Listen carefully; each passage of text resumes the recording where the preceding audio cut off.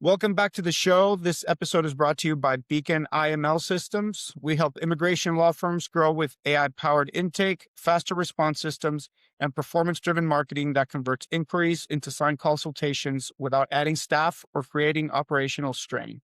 Today's conversation is part of our ongoing effort to surface real-world insights from attorneys building firms in one of the most complex legal environment there is. Today's guest is Jessica Weiss. Jessica Weiss has been practicing immigration law since 1997. Practice has an emphasis in business and family immigration work, with a particular focus on non-immigrant business visas, E1, E2, and immigrant and employment-based immigration work. She represents individuals and corporations, small and large. Additional representations include world-renowned athletes and coaches, and Olympians in the track and field industry, NBA, NFL, and other sports-related professionals, including coaches, therapists, etc., in categories such as O1A and P areas. Attorney Weiss has represented clients in H-1B cases. Religious workers include priests, rabbis, and religious studies teachers. She can assist you from when you enter as a tourist to changing status to non-immigrant and then moving to a green card category and one-day citizenship. She offers her knowledge and experience with the resources of a small firm and hourly, as well as fixed fees on cases and client flexibility and comfort. Attorney Weiss gives attention to every detail, handles cases personally, and develops relationships with the clients for years. She can be trusted to help you achieve your short and long-term immigration goals as a caring and knowledgeable attorney. Welcome to the show, Jessica. Thank you so much.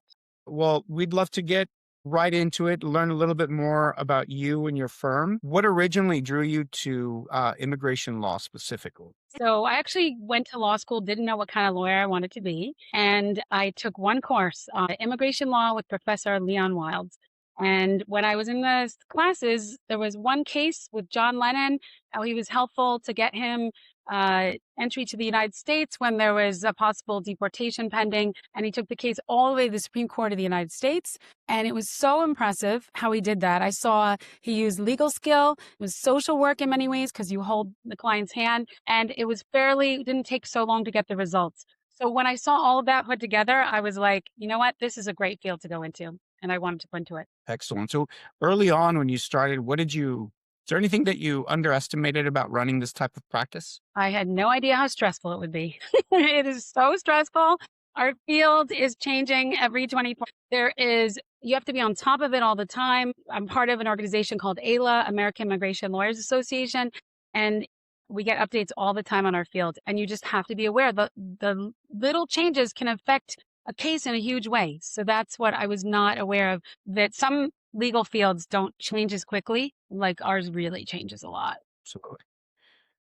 Was there a moment when you realized things were going to get bigger, that you were going to scale, that it wasn't just a smaller solo practice? At what point in your career, if any, did you experience that? So when COVID hit, I thought for sure I'm not going to have any more work, right? Because nobody's coming into the country and everybody who's here, like, I didn't know, what are they doing? Are they trying to go back home? I don't know. It was like, I thought the consulates are going to close. What am I going to do? But you know what? What happened was the people here were so desperate to stay here that they needed ways to extend their tourist ESTAs and their tourist visas and whatever, and anything else to keep them here as long as possible. So that got really busy for me.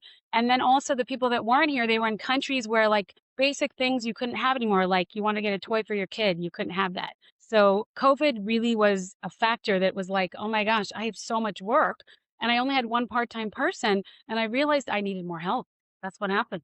And it didn't change. I have 3 people now that work for me, and there's a lot of work. So even with this team that you have and with the support and a good staff, what would you say, what's gotten harder? Obviously, we know the political climate and the law is constantly changing, but what's gotten harder over the last few years in your perspective? So there's management now. So I manage a team now. So I have to know how to manage a team.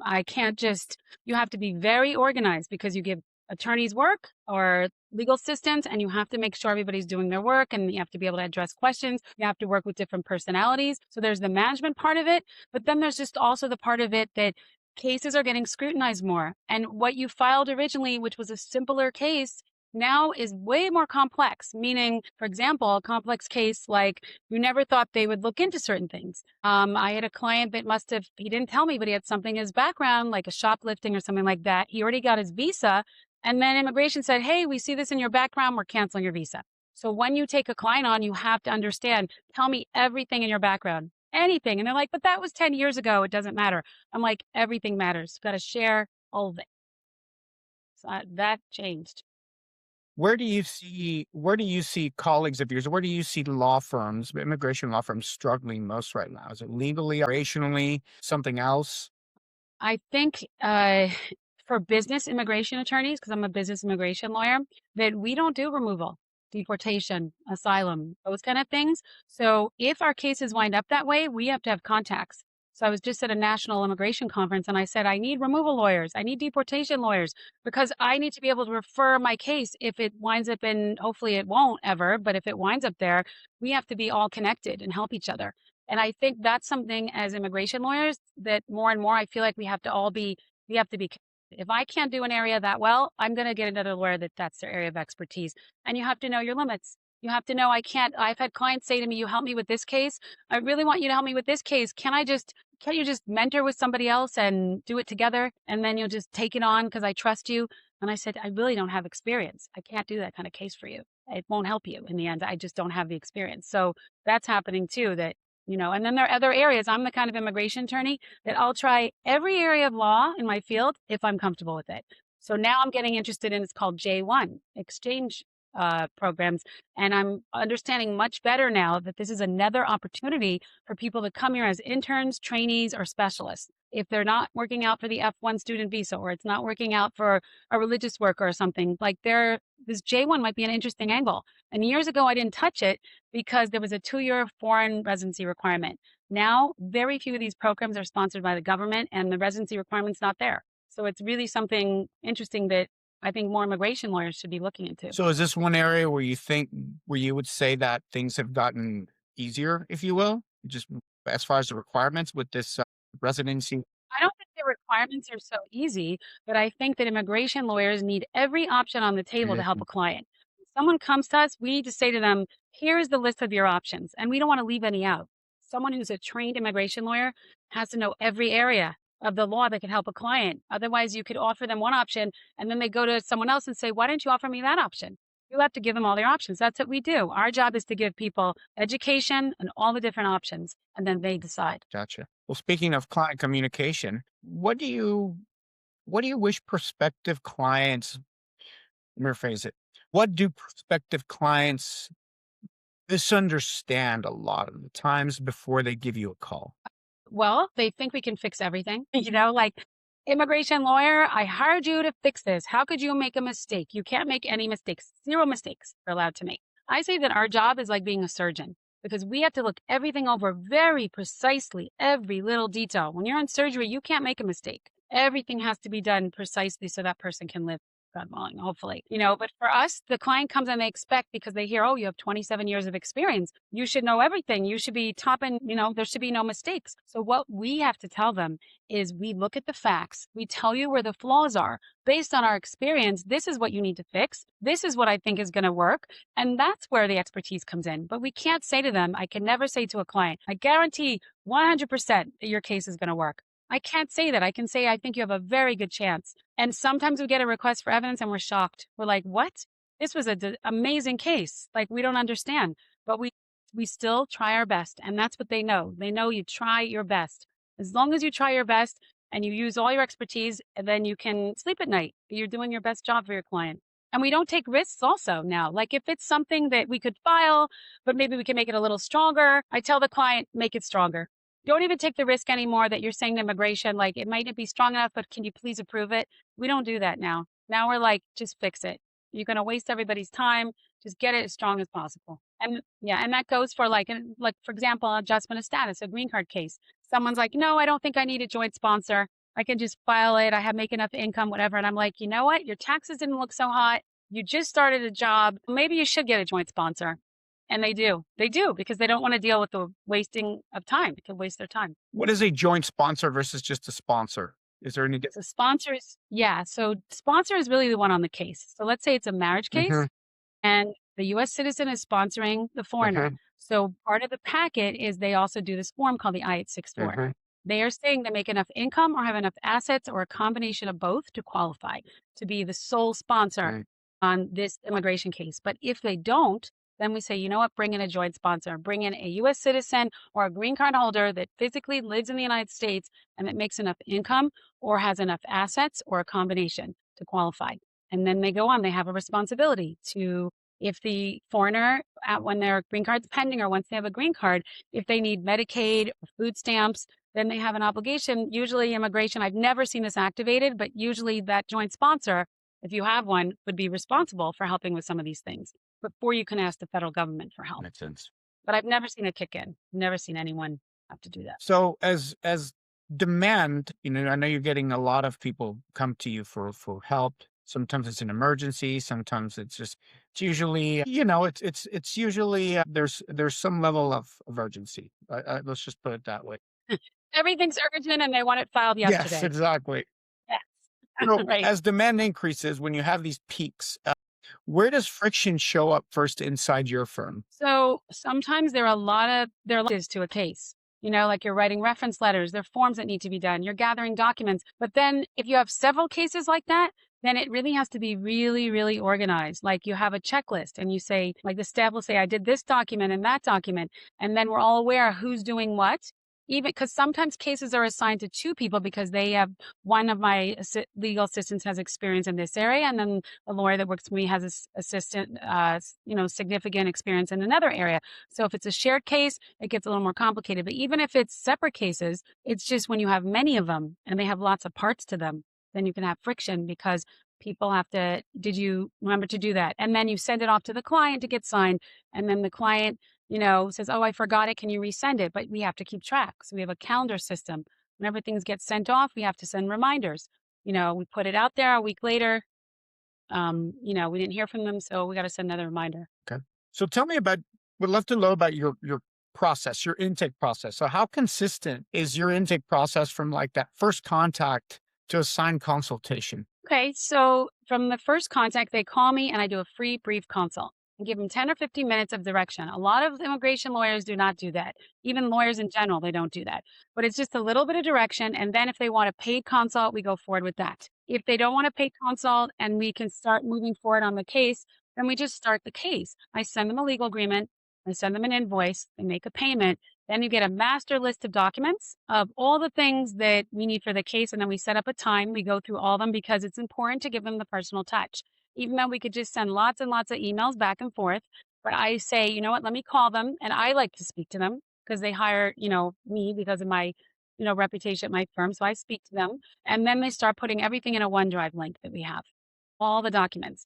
And as we get a lot of documents, then we start looking at it and we say, okay, here's what we still need. So we wait till we get a bunch. Then we work on the forms, we work on all the letters, we work on packing the case up. Some clients like to see the whole thing before it's filed, and that's fine. We send them the case. But anyway, once it's filed, they get a copy of it for their records because it's their case. And then we send a reminder list of now that your case is filed, here are the reminders you need to keep track of.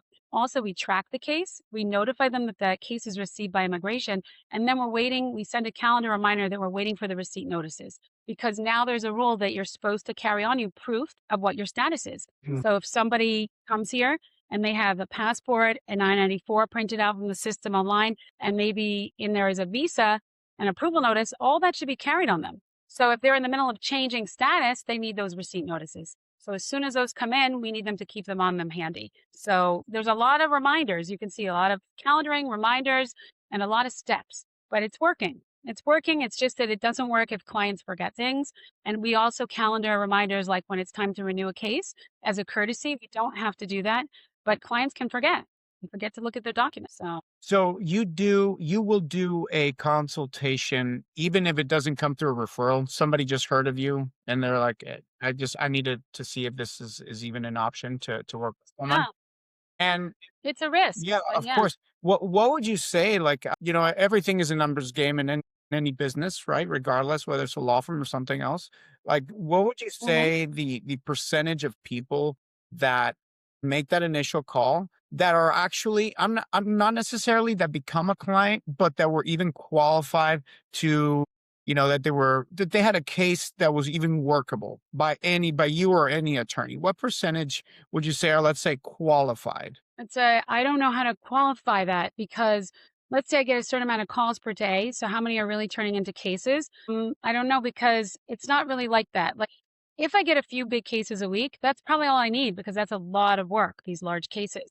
I was going to say that maybe of the calls that I get that I do the free brief consults, maybe 15% don't turn into cases. Like a lot of them turn into Okay. cases. I very rarely get someone that says, I'm shopping around. I want to just talk to you. Thanks for your time. Mhm, So I've learned, and maybe this is helpful to other immigration lawyers, that you just give your prices up front mhm. when you're talking to them at the very beginning, because this way they'll say, wow, oh, I can't afford that. So thank you for your time. Or very rarely do they talk to you for free. They know your prices. And then at the end, they say, sorry, too expensive. Thanks for your time.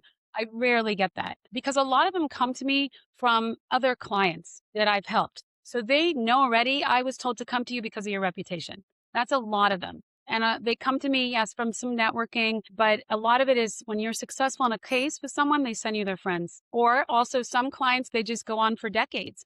Like you start with them as a visitor, then a non immigrant, then a green card, then citizenship, then their child is marrying an American, then you help them. Like it just, cases just blossom into more and more cases. And it's based on your reputation. I bet even some of that 15% that drops off or couldn't, work with you has referred business to you. Sometimes, but also what's interesting is that a year later, 5 years later, I had a client call me even 8 years later, maybe. And they're like, do you remember we had that free brief consult? And honestly, I don't remember them because it's been so long. Yeah. But I'm like, you know what? Remind me who you were. I'm very flattered that they remembered me from so long ago and they came back and they need help now. That's really touching. Yeah, I bet it is. So sounds like you've got a system, a very high percentage of folks that are qualified and or that can become your clients. And part of that is the reputation that you're bringing, the fact that obviously it's already pre-closed for you, if you will, a lot of these folks, and either through referral or through your reputation. So where do some of these cases or leads tend to stall, if you can think of anywhere? Where do they tend to stall or fall through the cracks? Well, if someone can't afford my fees, I totally respect it if they need to go somewhere else. If we're trying to work out a payment plan and it's just too large for them, sometimes they just can't do it. They want my help, but they just can't afford it. And I respect that because I've been doing this for so long. Like my fees are not entry level fees. They're like, I think they're average or maybe a little above average because I've been doing it so long. I think that's where a lot of it, if somebody talks to me and I feel, I don't know if I can help them, I'll tell them that too. Like my goal is to try to help everyone I can if there's a legal way to do that. But sometimes I have to tell them there's nothing I can do for you. Sometimes you can't do anything. So it stalls on both sides. Sometimes they just can't afford it or they're not ready to file yet, but they wanted some information. Or sometimes it's just, I don't know if I can handle this case or it's just not, I don't think I think it's the right time for it. I just have to tell them the truth. And it's so painful when I have to tell someone you have to leave because you too late in filing. Very difficult to say that. I can imagine. So what kind of switching over to the operations side, what operational task or tasks consumes a lot more time than you would want, perhaps at the level of you being an owner, partner? Um, what are some of those tasks, if there are any, that you're just like, gosh, this is consuming a lot of my time and I wish it wasn't. I want to serve my client, but I wish I could remove this or this. Legal agreements. I have to review every legal agreement. Every one of them is different. There's no two that are the same because you make different payment plans. There are different family members that are part of them. There's different precautions you have to write in the agreement. You have to remind them if it's somebody that could be removed, you have to write in there the line that if you're in removal, I have to refer you out to another lawyer. Legal agreement has a standard legal agreement, but there are parts I have to edit it every time. And then my assistant, she'll send it out through DocuSign, but I have to do that. I have to look at every invoice to make sure it's correct because clients do not want mistakes on invoices. They don't want to be told they're owed money when they're not. Mhm. But everything that gets done operationally, all the cases packed up, whatever, I must look at everything before it goes out because mistakes happen. Everybody's human. Even if you have a lot of experience, when you have three pairs of eyes looking at something, it's better than one. And that's what we have to do. The legal assistant starts it, the lawyer takes it for a review, and then I do the final review. So we have to have, it has to go through the system. Gotcha. So where does so you're getting your team, a couple of folks are looking at your documents, at your paperwork before it gets to you. Where does your team feel the most pressure day to day? So I have a system, it's called Kanban. It's just a free system online, and each one has a column. So their stuff is put in their column, the assignment. So every day I take a look, they make notes of what they've done on a case, and then I move boxes so that the next assignment goes into their column. So they get like all panicky when they see a lot of stuff in their column, but I write, it's not due today, just it's on your list to do. So I try to write that so they understand, because otherwise they see so many things in their column and then they're going to be like, it's too much, it's too much. So that's where, and then we have to go over stuff. It's not like, even though I send an email with instructions, I have to explain things. I like them to understand the heart of the case. I like them to really, like I explain, this is what's going on in this client's life. This is why they're doing this. This is the problem. And so they understand they're people. Like the legal secretary in my headquarters, one time she was doing a legal agreement and she says, can I ask you a question? And I said, yeah. She goes, I need to understand the difference. There's E2 employees and there's E2 investors. What's the difference? So I was explaining to her what it is. And I said, it's important you understand because you're doing these agreements and we usually do more E2 investor cases, but the employees are out there as managers, executives, or someone with specialized knowledge and skill. And she says, I like to learn. I like to understand like what these cases are. And I said, absolutely. Everybody, the more knowledge you give to your whole team, we do classes and we have one next week on J1. We're getting trained in J1, our team. But like the more education they get, it benefits the whole team. So any updates in our field, I'm always sending it to the team. Okay. So even with this great team that you've built and all this training you're giving, Yeah.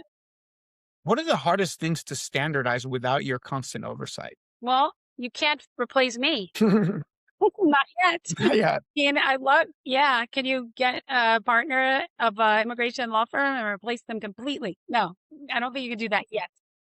So just like for me, if there's certain repetitive mistakes going over and over again, we have to get that Mhm. corrected. So that would be really ideal to get that done. So we have a master list of the repetitive mistakes. And I'm just reminding the staff, take a look at them before you send the documents. I know that AI is really trying to get into a lot of different industries, including my field as well. So there are definitely letters that take time to write that AI tries to write in our field, but we're not there yet. We right now write our own letters. If we have to do research, ChatGPT will research stuff, that we need to, but we still give it that little bit of a personalized and professional touch that AI is not there yet. I mean, you could see when it's an AI written letter, it's really polished, like it's really because it's computer generated, it's like whatever. So I think that could be something could be interesting, how it gets integrated into the immigration world. We'll see how it gets integrated more. Interesting. So you obviously your presence is needed for certain things. The buck stops with you, obviously. But is there any decisions other than these little mistakes, what decisions Yeah. still require you personally that probably shouldn't or that you wish they wouldn't? Are there any daily decisions that you would like to not have to deal with on a daily basis? Well, billing, I don't want to deal with billing at all. And in large firms, the lawyers don't deal with billing at all. But in small firms, they do. They have to, if you're going to work on a case, you have to know that your client paid or started paying, to work on it. So you have to get involved. You have to be aware what's going on with the payments. So the less I have to do with that, the better. And we do have a billing person and she's supposed to be doing that. And she generates reports that tell us what's outstanding. And then there's someone who calls the clients in the firm to handle that part of it. So I don't do that. But if you're asking me in terms of like case preparation, well, I guess the forms eventually will, you could just, clients will complete a questionnaire and it could generate the forms probably through AI, but we still are doing that manually. So I see that probably will be helpful. So then we can do more of the lawyering part of it. Mhm. Other things, maybe cover letters are pretty standard a lot of times. So some of these things are pretty standard. The parts that you can't replace yet is when you get on the phone with a client, and you're trying to figure out what is the best way for them to come here. So you could just be given a list. You could look at ChatGPT, but you have to deal with what their needs are. What is their long-term goals? You need to understand their background. It can only get you so far by just doing a search online. That I don't know if you can replace that. At least not yet. Not yet. What do Yeah. so tell me a little bit about kind of your clients and the client experience. What do clients what do they complain about most? Even when the legal work and the care is excellent, what do you find them complaining about most often? They want things filed yesterday. They think these things can happen like that. And they have to understand it takes time. It doesn't always happen as quickly as we all want. There are delays. People have to sign letters. They don't sign them right away. Or we have to. So that's one thing is they need a little bit of patience and timing. We don't have a problem with them following up with us, and asking what's going on with my case. Are there any items, that we need to get you and stuff like that? They could do follow up. And we have clients just randomly say, "You filed my case 6 months ago. What happened to it?" We're fine with that. You could check in with us whenever you want. But we teach them how to check in themselves too. They need to learn too how to check in on cases. There are ways for them to do that too. Especially if they have a USCIS account online, they can do that too. So our nature is really teach the client as much as they can so they don't have to keep asking us. But if they need to ask us, we're here for them. So I always say do immigration with a heart because you need a sense of love when you do this because these are not just numbers. These are people with lives, with families that want to stay here. They're leaving their country because they want a better opportunity here. So you have to remember that. And that's why we have to deal with them delicately. Okay. It's not something you just throw into a category and be like, done. We need a long term plan. When someone wants to buy, let's say, an E2 business, I always tell them, buy something you love that you're going to enjoy working at. I know you're desperate. Some of them are desperate to come here, but I said, buy a business that you would like to run. It's your money. You might as well do that. So how do you manage this response feed? You mentioned the software that you have and how to keep your team on, their upcoming tasks so they know what the next thing is. But how do you manage the response speed without without burning the team out, if you will? I don't think the team's burnt out. I think I'm burned out more. Or yourself, well, however you would like to answer that. Well, I have to get on. At the end of the day, after 5 sometimes, I have to move the boxes around and I have to see what work was done and what's come in. And then when they get on in the morning, if they're on before I get on, because one of them works in another country, so she's on earlier than me. So I have to make sure her work is ready to go. So she's got stuff and then I clearly explain things to her. Because I'm not available at the hours that she's working sometimes. So yeah, so that's one of the challenges, but it's been working out okay because when she's done working for her day, the lawyer, she's on all day in America. But the work that I needed done already got done, so then the lawyer can now review it and then we get the case moving. So it's just about getting cases moving. You don't want things sitting too long. I almost never have clients say, I gave you this case a week ago, sorry, 2 weeks ago, let's say, and I haven't even heard from you. I never have that because we stay on top of every case. That's part of the stress of the job is that really if they email me that day, I respond to them that Yeah. day. If they know their case is going to take time, unless one of my staff is out there working on it, I let them know that. But otherwise, we're going to be within a few days, we're going to try to get back to them and we're going to keep that case moving. And we even tell them, like, if you get back to us with what we need, we'll keep the case moving. So that's part of you want to keep everything moving. And that's the stress of the job is that you got to keep maybe 30, 40 cases I'm working on at a time. You got to keep everything moving.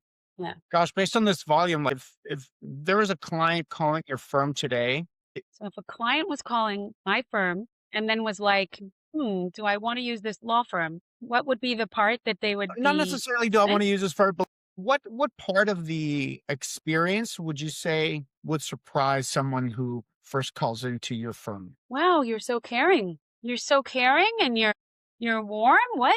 You're a lawyer? Because I'm like, how can I help you? That's how I start. How can I help you? Tell me what's going on. And then I get the whole story. And then you have to listen to the story. You have to have patience because they need to share it. And you don't rush them off the phone. And when you're finished, you say, if it's a paid consult, of course, then you're giving them plenty of time to tell the story, to figure out what's going on. If it's a free brief consult, then I do have to cap it because sometimes they'll want to keep talking. And I'm like, well, it's really just a free consult. It's limited to Right. a little bit of direction.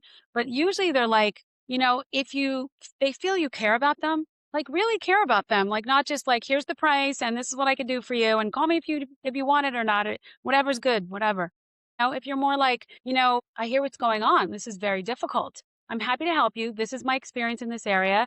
And this is our system, what we do. And we explain the system a little bit and they see that you have a system and a structure.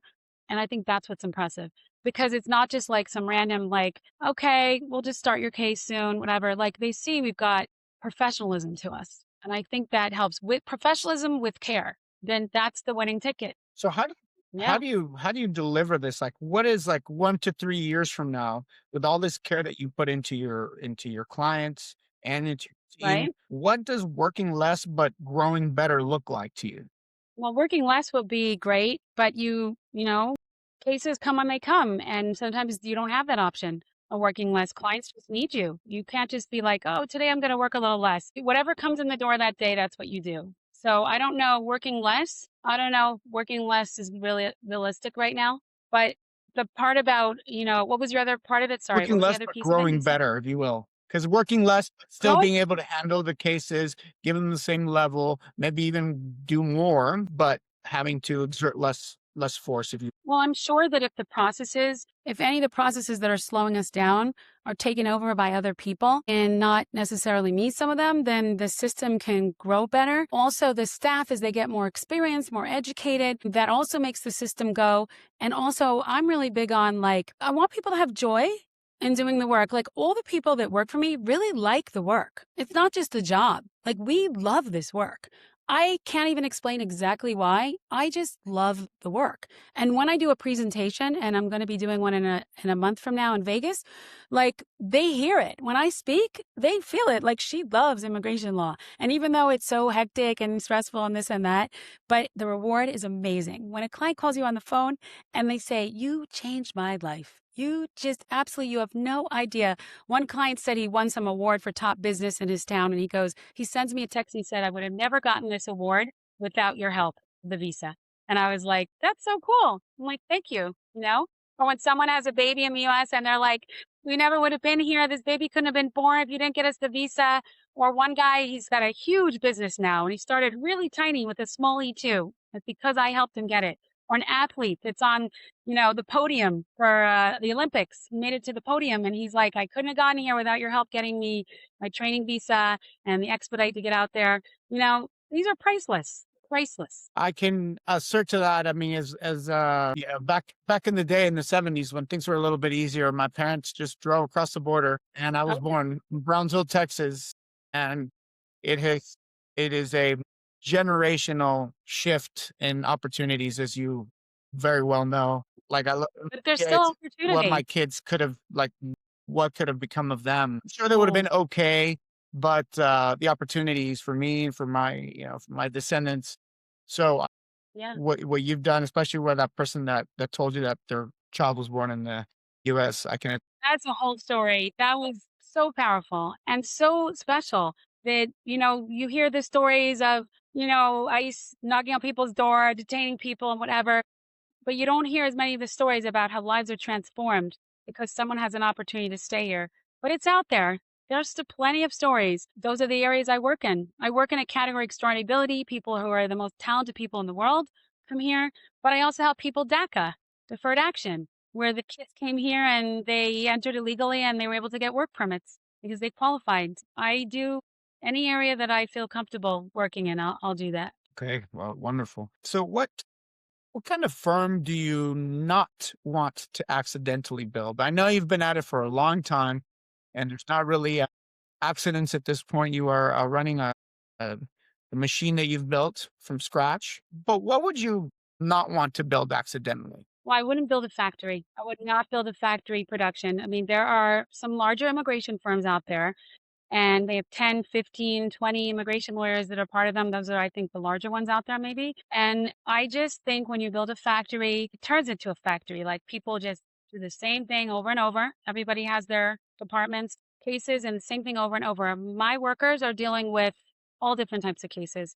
And I think that's what makes it enjoyable to them because every day it's something different.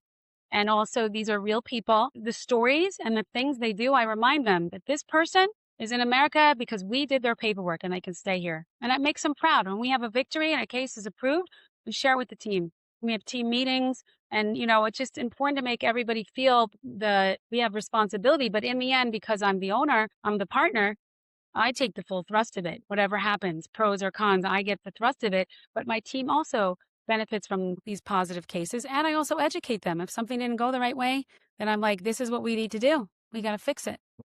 And I understand that.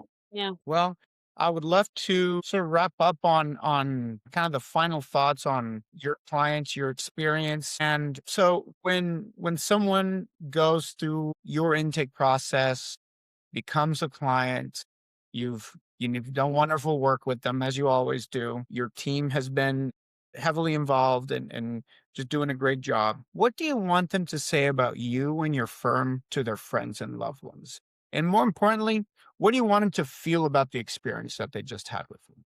Well, it's not an easy experience. Dealing with immigration is difficult. So if an immigration lawyer can make their experience smooth, then they appreciate that. I've gotten people call me up and say, I work with this immigration lawyer. I don't like them. I can never reach them. They never show me anything. I don't even know it was filed, if it was filed, and all this stuff. So I say to them, look, if we can make your experience smooth going, so that, this is something that you can say to your peers, your friends, your family, that this lawyer was very efficient. She knew the law.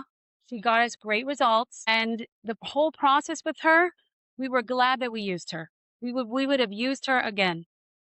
That's the best. That's great. I do believe that your clients have that to say about you. Well, I really appreciate it. This is a great place to stop. Thank you so much, Jessica. I look forward to sharing this episode with our viewers, and I know they will get a tremendous amount of value. Thank you again for being with us. Thank you so much.